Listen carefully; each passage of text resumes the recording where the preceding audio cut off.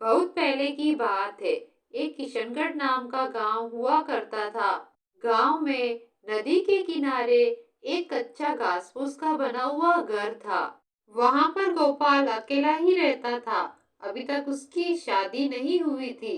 गोपाल बहुत गरीब था। वो खिलौने बनाता और उन्हें बाजार में बेचने का काम किया करता था। उसके खिलौने लोग ज्यादा पसंद नहीं करते थे। मुश्किल से पूरे दिन में एक आधा खिलौना बिक पाता था। एक दिन गोपाल गांव में एक पेड़ के नीचे उदास होकर बैठा हुआ था। तभी उसका दोस्त जीवन वहां पर आता है। क्या बात है गोपाल, यहाँ पर चुपचाप क्यों बैठे हो उदास होकर?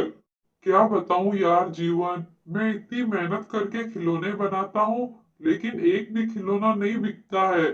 अगर ऐसा ही चलता रहा तो मेरा घर कैसे चलेगा? बहुत ही मुश्किल से दो समय का खाने का जुगाड़ हो पाता है। तुम चिंता मत करो, सब ठीक हो जाएगा। सबका समय बदलता है। देखना, एक दिन तुम्हारा भी समय जरूर बदलेगा। पता नहीं जीवन भाई, वो दिन कब आएगा। दोनों दोस्त मिलकर आपस में अपना सुख दुख बांट रहे थे। एक बार गोपाल खिलौने बेचने के लिए दूसरे बाजार में गया हुआ था। रात भी होने वाली थी, इसलिए वो जंगल के रास्ते से घर जाने लगा। गोपाल एक पेड़ के नीचे से जा रहा था। रात भी काफी हो गई थी, इसलिए वो जल्दी जल्दी घर जाने लगा। तभी उसे किसी की आवाज सुनाई दी, गोपाल, गोपाल। आवाज सुनकर गोपाल हैरान हो गया और इधर-उधर देखने लगा, पर उसे कोई नजर नहीं आया। लेकिन जैसे ही गोपाल ने आगे बढ़ने के लिए अपने कदम बढ़ाए, फिर से पीछे से आवाज आई, गोपाल, गोपाल। कौन है? किसने आवाज लगाई? तभी पेड़ पौधों के पीछे से एक रोती हुई औरत निकल कर आती है। तब गोपाल उसके पास जाकर उससे कहता है, आप कौन है और इतने रात को इस घने जंगल में क्या कर रही हो? मेरा नाम रानी है। मुझे मेरे घर वालों ने घर से बाहर निकाला है, इसलिए मैं यहाँ पर बैठी हूँ। रानी जी, इतनी रात इस घने जंगल में रहना ठीक नहीं है।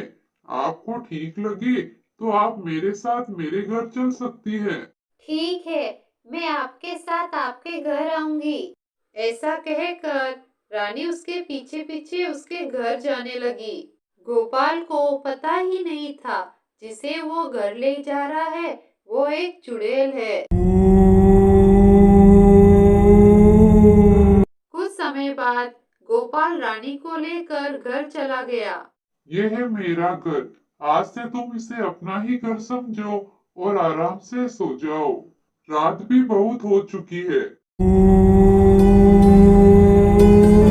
गोपाल के सोने के बाद जैसे ही आधी रात होती है, तो रानी चुड़ैल में बदल जाती है।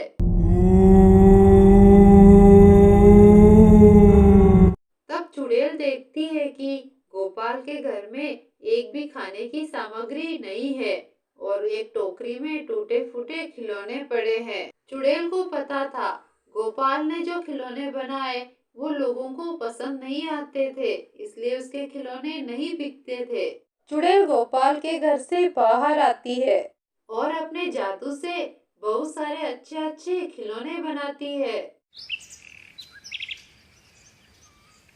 सुबह गोपाल जब इतने सुंदर खिलौने अपने घर के बाहर देखता है तो बहुत खुश हो जाता है। रानी भी वहां पर आ जाती है। तब गोपाल रानी से पूछता है, खिलौने तो बहुत सुंदर है। ये खिलौने कहाँ से आए? ये खिलौने मैंने बनाए हैं। मुझे बहुत सारे सुंदर सुंदर खिलौने बनाने आते हैं। तुम्हारे हाथ में तो जादू है। खिलौने तो बहुत सुंदर बनाए हैं। मैं अभी इन्हें बाजार में बेच कर आता हूँ। आज तो सारे के सारे खिलौने बिक जाएंगे। तुम कहीं मत जाना, मैं आऊँ तब तक यहीं पर रहना। गोपाल खिलौने लेकर जल्दी से बाजार में जाके बैठ जाता है और कुछ ही समय बाद गोपाल के पास ग्राहकों की भीड़ लग जाती है और देखते ही देखते सारे खिलौने बिक जाते हैं।